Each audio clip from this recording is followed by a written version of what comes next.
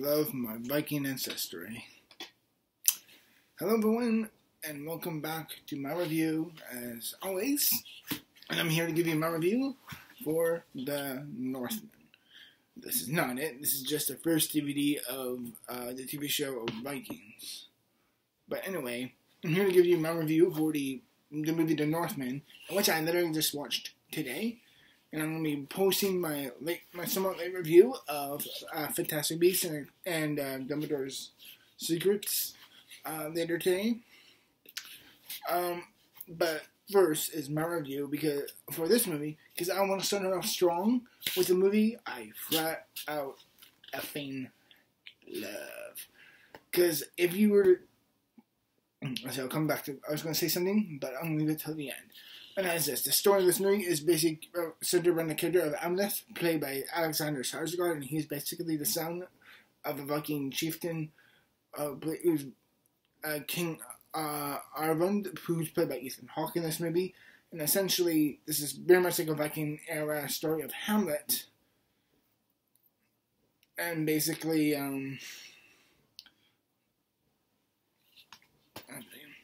there we go.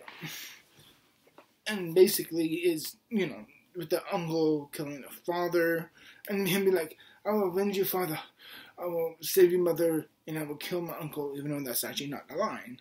But it kind of goes on from there, and it kicks off, and it just kind of... This movie is special.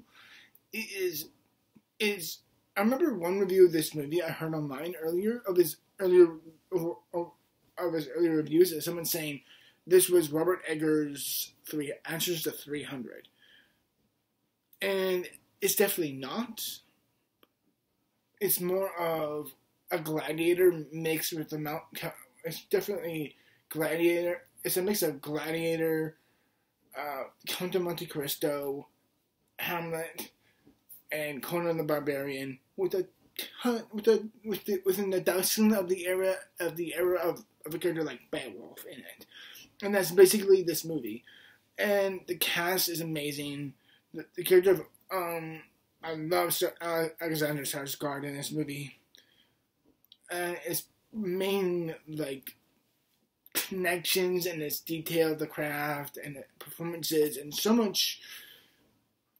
I've been waiting so damn much for a really great Viking movie. And I remember saying, I remember how much I fawned over with a movie like Black Panther, and how much that meant for the black community and everything, and how much they were that's their culture, that's how they were being represented. And that's how I feel with this movie, that's finally given us a great sense of quality and standard for the Viking era.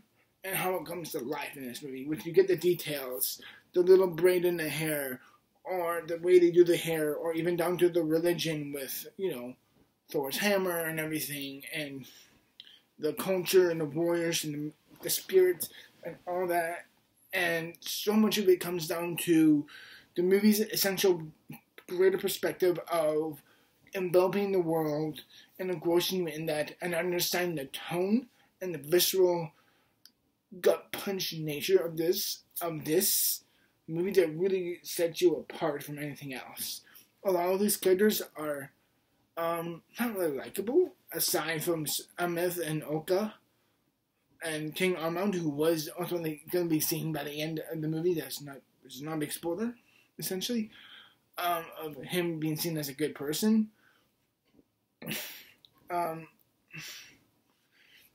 And what I really loved about this movie is that it's less emphasis on action and a greater emphasis on world building and tonally that helps to really further itself in the end when you get a greater perspective of this movie, because it has such a good verbosing nature to it that allows it to boom out, and has such an incredibly dynamic cast.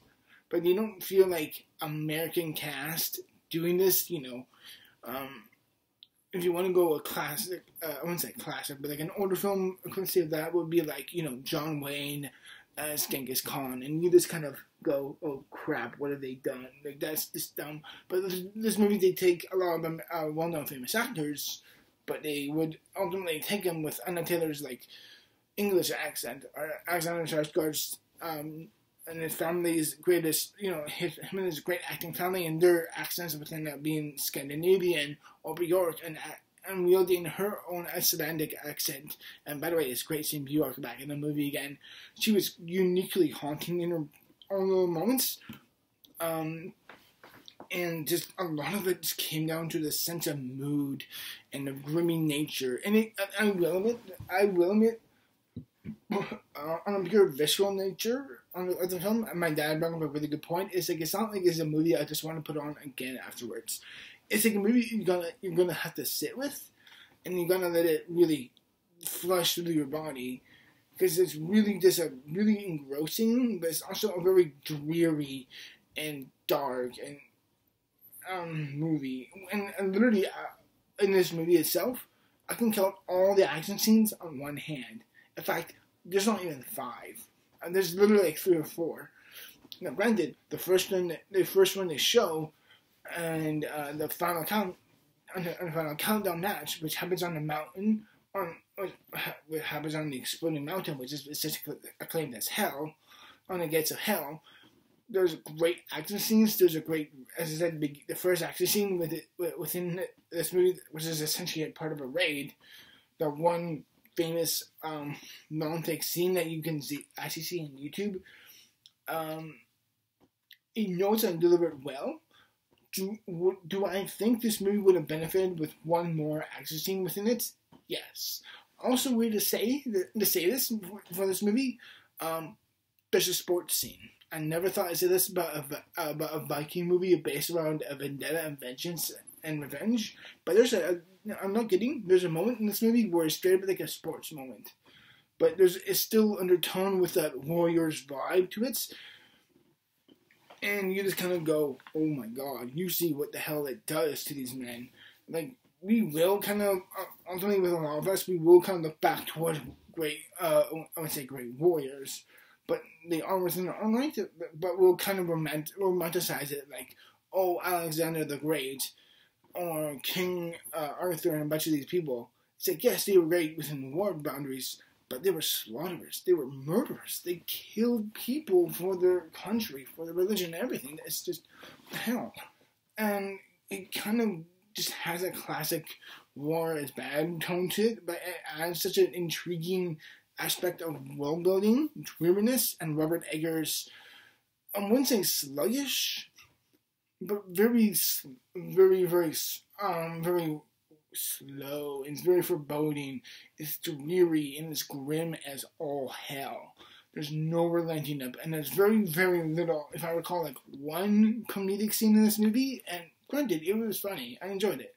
It didn't feel like it was out of left field or anything. It totally earned it from a tone-wise and on a timing-wise. It earned it completely. And I think I just really kind of fell in love with this movie, as I said. But I do too. My dad did bring up a very good complaint about the movie, is that it is rather gloomy, a little too gloomy at times. And it's so due to that, it kind of is not going to be like the movie that I get to put on and be like, I want to watch it again. Like, this movie takes a part of you with it, and you just go, holy crap, by the end. And I will say, there's a particular scene, there's a bit in this movie where I think at the very least, it's like a good 30 minutes without an action scene. And I get it. I understand you want to put a greater emphasis on character and motive and world building to it. I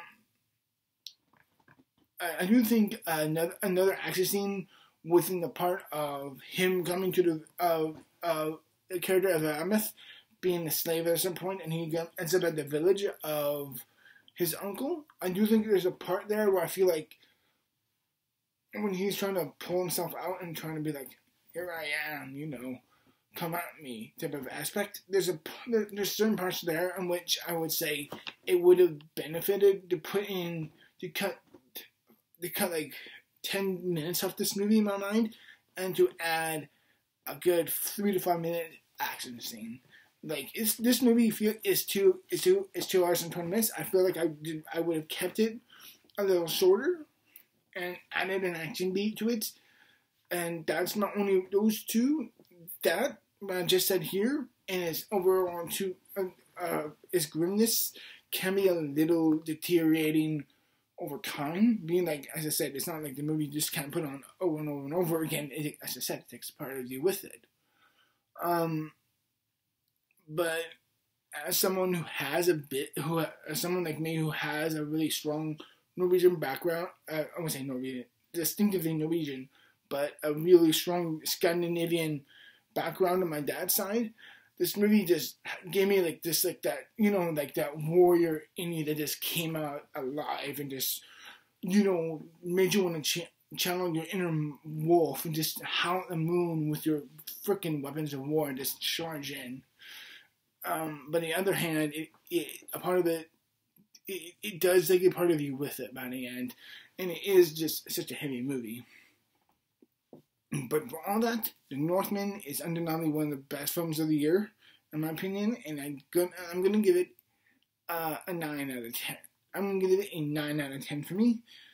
And what I was going to say at the very beginning of this video is this: what movie would I say is my favorite of the year? This or The Batman? At the moment, I'm subtly going with The Batman, but I do not know if that could change by the end of this year. But, yeah, the movie is just, I've seen a couple of reviews saying this movie is a masterpiece. A part of me says yes, but not without its fault, but just not without its own fallbacks. And, yeah, what else can I say about this movie is badass as hell. It will make you want to rip your shirt off and be like, here I am, I'm an effing warrior, come at me. And it just has that with such energy and tenacity. But by the end, you just kind of go, I need some water, someone please. But that's the movie in itself. And I think it was a really tremendous, kick-ass, brutish, fun, and grisly movie that I really thought was a kick-ass time. And, yeah, so, overall, as I said, I give this movie, out of 10, and say 1.1 out of 10, or 9.9 out of this movie. I'll give this movie I feel like it's a perfect, 8.8 or a 9. And I would say, going back to my old sound reviews, out of 100%, I would give this movie, I feel like 90, I feel like a 90% is a little too high in my opinion.